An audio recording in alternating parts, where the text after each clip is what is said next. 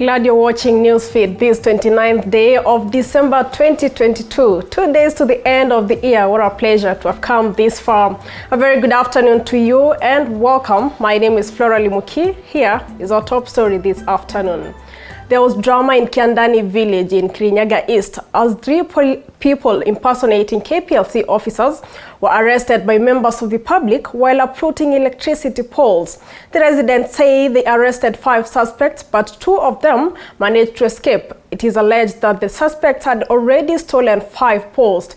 Residents who are filled with rage forced them to return the poles they had stolen the way they got them and restore the electricity as it was before they were taken to the police station. They are now calling on the government to protect them from increased number of people pretending to be KPLC officials causing blackouts in the area.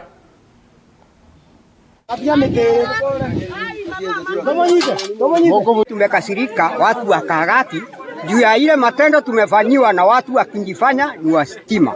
Na hao watu wametuharibu sio leo. Wamefanya kazi pande ya juu, wametoa mawaya kutoka pande ile ya kwangu kwenda huko, wametoa token. Watu wengine wanakaa bila stima na waliwekewa. Tumeshika wezi wanaimba hivi vikingi ya stima. Sasa hii walikuwa wameimba zaidi ya vikingi 5 na wametoa waya, wengine wameficha. Tumewashika wakiwa 5 lakini 2 wameweza kupotea. Sasa hii ndio tumekasirika sisi watu wa Karaki, na ndio maana tunasema warudishe hiyo stima mpaka iwake. Alafu tuwafuate na wapeleke polisi. Wamenituangaisha sana. Hata siku nyingine wameniibia kikingi yangu. Mimi nimeenda kununua kikingi, nikatafuta contractor akanirudishia stima. Walitundanganya, wanakuja wanajifanya ati Kenya Power amewatuma. Wanaimba vikingi wanaenda nazo. Kimana residents in Kajiado County have for the longest time complained of the nuisance posed by jumbos that has already claimed the lives of 2. According to the residents, the elephants are wandering in the area, endangering their lives. Residents fear that the situation may force schools not to open as scheduled if the government does not take measures to return the elephants in the forest. The Kenya Wildlife Service has also been put on the spot for what the residents say is ignoring their cries to showing more concern to elephants, and that until now, the victims have not been compensated and are now threatening to take unspecified actions if the situation continues as it is.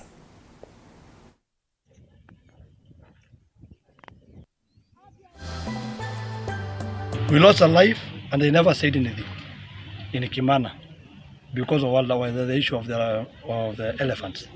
Now when the elephant something was done on the elephants, they are coming to shout outside, so much saying that we are attacking the wildlife animals.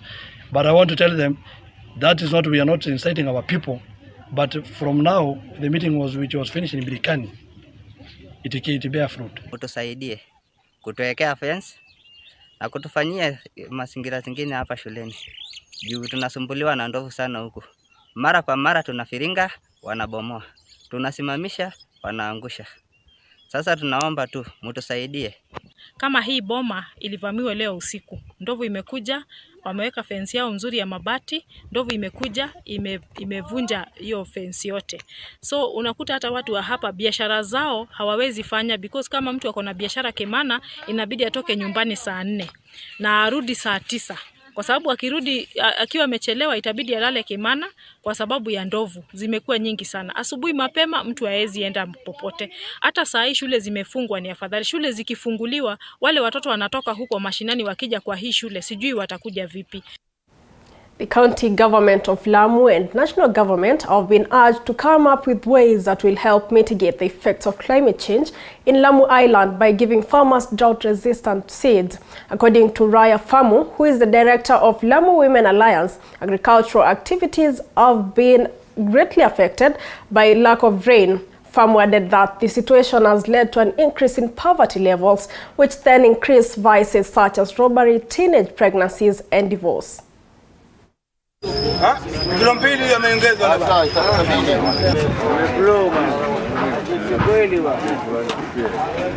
Kumekuwa hakuna mvua, na wakati sehemu ambazo mvua inanyesha inakuja mvua kubwa ambayo inaleta hasara. Wengine wana separate, wengine wanaachana, wengine kupigana. hata kuuana kwa sababu ya hali kama hizi. Nyumba nyingi watoto wamewekwa mimba, watoto wameharibiwa, watoto wameozwa mapema, kwa sababu ni kama njia moja ya kumitigate mambo ya climate change. Kulingana na mabadiliko ya hali ya ulimwengu, unapata bahari inakuwa ni chafu, watu wanakuwa ni dharubu kwenda kupata mazao yamepotea. Umenifahamu, ndani ya bahari kuna zidi moto ndani. Mona, viumbe hai wa baharini wanatoroka. Sasa samaki wengi wamekimbilia katika bahari kubwa. Magonjwa pia sahihi imeingia katika maeneo kani, na wakati ambaye maisha ni magumu, mtu tu akitaka kidogo pesa za kujitimu ni kubambanya. Pia tuna changamoto ya ukosefu wa ajira ya kazi. Sasa zote hizo ni stress ambaye zimetukabili majumbani. Tuna financial stress, tuna health stress, tuna divorce stress katika majumba imetupambana nao. Sasa hizo zote serikali ni muhimu ito lake lilenge, muhimu ni waangalie ni jamii gani wanafaa kusaidia kwa wakati, au Wakenya gani ambaye wenye changamoto, ni serikali wajibike itusaidie sisi kama community Lamu. The Narok County Peace Association Group has donated food to more than 70 widows from the Ololotoi area in Narok South Sub-County. The Narok County Peace Ambassador Joshua Kaputa said that food was given to the community that was hard hit by a prolonged drought that has affected many families in the area. And in order to put a smile on their faces during the festive season, Kaputa called on the community to be mindful of the less fortunate people in the society and that no one would wish to live a poor life. Group's chairperson Grace Saningo graced the event, asking residents to share whatever they have during this festive season.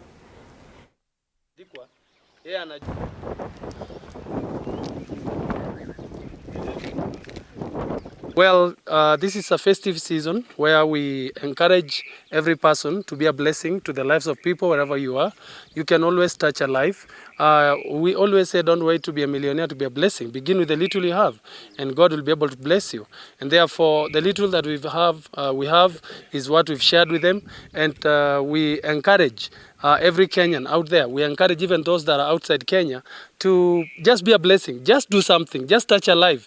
You don't have to give a lot. Just give a little, and whatever you give, it will always encourage them, and it will also be a blessing in their lives. Tumefurahi, tumepata chakula. Wale wametuletea, Mungu atabariki na atawaongezea. We don't give because we have much, but we give because we know what it means to have nothing. We are here just to encourage the widows. And also, we want to encourage you wherever you are. We know this is a season of celebration and everybody is going out to their families. Just check on your neighbor and families. There are people who are going through a hard situation and moments. Just share whatever little you have, because you don't have to have much to give. Newly refurbished and equipped newborn unit at the Kerugoya General Hospital has led to reduced neonatal mortality rates in Kirinyaga County. Medics at the hospital now say that deaths of infants have gone down from 22% in 2013 to 8% in 2022. Newborn unit nurse manager Nancy Mburu said the facility is treating and discharging about 200 babies every year, saying that they aim at reducing all preventable neonatal deaths. The unit offers specialized neonatal care to ill or premature babies delivered at the hospital or referred to from other facilities, offering great relief to mothers who could earlier be referred to Kenyatta National Hospital. I've been able to reduce the mortality rate from 22% to currently 8%. And we are aiming at reducing preventing all preventable death from happening. And we've seen the like this year, the county bought us the modern baby coat clips or baby clips that are very beautiful, as you can see them, with the colors that make the baby smile. 14 of them, and we are very grateful of that. Halafu nimesaidiwa sana huku, ni daktari kaliko kandogo sana. Sasa mimi naona kana afya. So far niko na 2 weeks hapa. Huyo mtoto wangu hakuwa analia, hata hakulia huko kwa theater, hakuwa analia, hakuwa hata ana nini, hakuwa hata ananyonya. Kimweka tu, yani anakaa tu ameregea, lakini saa hii naona ameimprove kidogo, yani ako sawa. Members of Kariobangi Matatu Owners Sacco in Nairobi have been left stranded after newly elected officials were denied access to their offices. This follows elections that were conducted on 23rd of December following a series of allegations of misappropriation of funds by the officials. However, when the newly elected officials sought to access their offices, they were issued with a letter from the Ministry of Cooperatives and SMEs revoking their election. Members who are now questioning the authenticity of the letter are calling on the ministry to intervene, expressing fear of being swindled by unwanted officials who, according to them, are forcing their stay in office. The agitated Matatu owners say that they have not received their dividends for 3 years despite paying all the SACCO dues. Wameshinda huko, wameitiwa polisi. Polisi wamekuja wakajifanya mediators, kaongewa, mwishowe wakatoka pandaye. Yule outgoing chairman ambaye hakunjiofa for election akasema barua yenu labda imekuwa revoked. Nimepiga simu huko, I've talked to the commissioner, ameonyeshana barua kwa simu yake ambaye inasema ni revocation, but it's also dated 23 December kama ile yenye hao wengine walikuwa wamepewa ya search yake, ina official search. Lakini sasa wakati tulichagua chairman hataki kusikia watu maneno yake. Sasa kama mimi amenisumbua sana, mimi nataka pesa zangu sionaki, mpaka gari yangu lisimama, hata pesa ya kutengeneza hiyo gari sina, na niko na pesa nyingi sana zaidi ya 800 kwa hiyo sako. Miaka hiyo 10 tujaona hivyo, tujaona hata tujasikia mtu anastakwa ate kwa sababu ameuliza. Tukiuliza mikutano hiyo mingine tulikuwa tunapewa, lakini wakati huu tukiuliza mikutano ionekani. Watu wa ministry wakuje wasolve hii issue sasa, wakiwa hapo physically, si barua wanatumana ina fly left right and center, ni wao wenyewe wakuje waseme wale mbona find officials ni. As the number of active smokers increase annually, there appears to be a division in medical opinion on how to reduce the trimming statistics. Some medical researchers argue that vaping is the best harm reduction strategy for smokers who want to quit, whereas some including the Kenyan government, through Nakada, argue that increase in taxation on the cigarette products is the way to go. Our health reporter Elizabeth Atieno spoke to some medical researchers who took part in the recent study on vaping conducted by the King's College London and filed this report. There are 1.3 billion smokers in the world, and 8 million die every year due to tobacco. More than 7 million of the deaths are as a result of direct tobacco, while 1.2 million are non-smokers who succumb after being exposed to second-hand smoke. In Kenya, 8,000 people die annually as a result of smoking. It has since been revealed that 7 in 10 people really want to quit smoking but find it difficult, and hence researchers have developed a harm reduction strategy where vaping or use of e-cigarettes was considered the best option to ease the transition from traditional cigarettes to not smoking at all. The question that continues to come up, however, is can e-cigarettes or vapes help you stop smoking once and for all?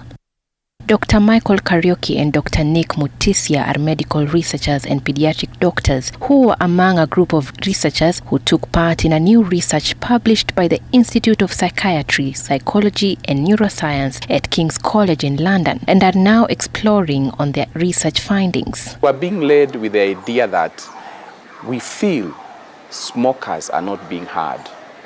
We feel that smokers are not being helped enough to quit smoking. Because as we can see over the years, even if we brand, they are told to quit, it's still not working. If you look at our current smoking rates in the country, we are having almost, we are about 10% of adults who are smoking. And that if you go to the younger generation, it may even be more. And we did find out that yes, number one, we have smokeless products that are used in this country. that comprise tobacco, number one. Number two, these products are mixed with other products to make them more palatable, to make them more tastier. And one of the key ingredients that we found out mixed with the tobacco is areca nut. Areca nut is a special nut. It's actually a nut, an edible nut that is grown in Asian countries, and it has substances in it that make you... We were also looking at the what we call risk continuum. What we say is, are there less harmful products that people who are addicted to smoking, that they are able to use, but then they get the less harmfulness and they can end up stopping smoking. Vaping products or e-cigarettes are small battery powder devices that heat a liquid solution to create a vapor or cloud. The liquid in the e-cigarettes may contain a solution of vegetable glycerin, flavors, and varying amounts of nicotine. But just how safe is the liquid found in the e-cigarette? In the United Kingdom, people came and they saw the science that since it is nicotine that is affecting you, it is making you addicted, then why can't we taper this person, the nicotine levels, slowly by slowly down over time? And then you can be free of nicotine and you will not desire or want to go back to burning a cigarette again. And that's how the nicotine replacement therapies came to be. Smoking remains the leading cause of lung cancer in both Kenya and the world. 1/3 of deaths from heart diseases are also as a result of smoking. Banning of the cigarette products has since been described as the main cause of the illness. Hence, some researchers now argue that vaping products are less harmful as they do not involve combustion. Banning the cigarette is what exposes you to getting cancer and not using the nicotine. The nicotine itself does not cause cancer. And that's why under the World Health Organization, we have nicotine replacement therapies. When you vape nicotine, which is only recommended for smokers, you eliminate the combustion part of the tobacco. The tobacco is not there, so you are vaping nicotine. And under the guidance of health professionals, you're able to guide the smoker and slowly reduce the dose of nicotine in the vape to an extent whereby this particular smoker is eventually able to quit smoking. So the nicotine hooks you up. You are not able, because of the euphoria that it gives you, that feeling it gives you, you want more and more of it. And because of that, you end up burning a cigarette. The moment you burn a cigarette, you expose yourself to harmful products. You expose yourself to combustible products, like you have carbon monoxide, you have products like tar, you have nitrosamines, which are group 1 carcinogenic products under the WHO. In England, the National Health System was forced to set up a Stop Smoking Services department where the use of less harmful products or vaping products was established, with researchers revealing that the move has significantly reduced the number of cigarette smokers in a period of 12 months. 50 to 75,000 of people in UK are quitting smoking yearly, proportions that have never been seen before. We discovered that they have a very comprehensive Stop Smoking Services department under their Department of Health that educates smokers on the dangers of tobacco use. Then they no longer use the approach of quit or die. They take smoking as a disease. However, researchers maintain that vaping still poses a small fraction of health risks in the short and medium term. Vaping is less risky than cigarette smoking by 95%. However, vaping is not risk-free. And I want to make that very clear. Because you are seeing there's that 5% risk when you are using vapes. Vaping is for smokers who desire to quit smoking. Vaping is not for the person who is not smoking. It's not for the youth and the adults and adolescents. With the proliferation and rapid evolution of these products on the market, it is crucial that they are regulated so that everyone is protected, including measures to prevent their use amongst current non-smokers. In 2014, the World Health Organization declared a ban on vaping, especially indoors, due to the gap identified in the regulation framework in different countries around the world. In 2021, the international body raised concerns over the alarming increase in the number of youths and adolescents using vaping products due to the flavor added by some tobacco companies. According to data from WHO, the percentage of teenagers between 11 to 18 years who vaped in 2020 was at 4.8%, and in 2021, the number slightly declined to 4.0%, but drastically rose to 8.6% in 2022. But tobacco still kills more than 8 million people every year. Newer products like e-cigarettes pose a new danger, marketed with flavors to appeal to children and adolescents. These products should be regulated to protect public health. New products like flavored e-cigarettes pose major threats, especially to young people. Tobacco companies are promoting them as safe alternatives to cigarettes and other tobacco products. It's another dangerous chapter in the industry's history of deception. If we don't act, another generation of kids could get addicted to nicotine, and we can't let that happen. These products are not only addictive and harmful, but most are modifiable and are difficult to distinguish from some tobacco products, making their regulation a challenge. We need to protect the children from accessing these products. So you should not make them enticing to the young ones. They should not have things like carded. They should not have the aspect of the flavors becomes very debatable. They should be ideally prescribed by a professional. Why is it that these products are not regulated by KEBS? We need the regulatory authorities to come on board. Some researchers and epidemiologists now argue that the Tobacco Control Act in Kenya does not highlight the harm reduction strategies contrary to WHO's recommendation. The Tobacco Control Act of 2007 covers restrictions on public smoking, tobacco advertising, promotion, sponsorship, as well as packaging and labeling of tobacco products, whereas the World Health Organization Framework Convention on Tobacco Control Article 1D explains tobacco control as a range of supply, demand and harm reduction strategies that aim to improve the health of a population by eliminating or reducing their consumption of tobacco products and exposure to tobacco smoke. The moment we have these strategies on board, we will see the number of deaths slowly go, just like we are seeing in the UK. Even if it's 1% or 2%, it's a good start. Remember, out of 2 tobacco consumers, 1 will die out of tobacco-related deaths. But it appears Kenya is far from exploring or implementing the option of vaping. Through a publication dated September 9, 2022, the National Authority for the Campaign Against Alcohol and Drug Abuse (NACADA) stated that, and I quote, 6 identified studies in the United States and the United Kingdom showed that tobacco manufacturers introduced new brands and products as cheaper substitutes, presumably to make sure cigarette smokers do not quit, considering that taxes cause prices to rise.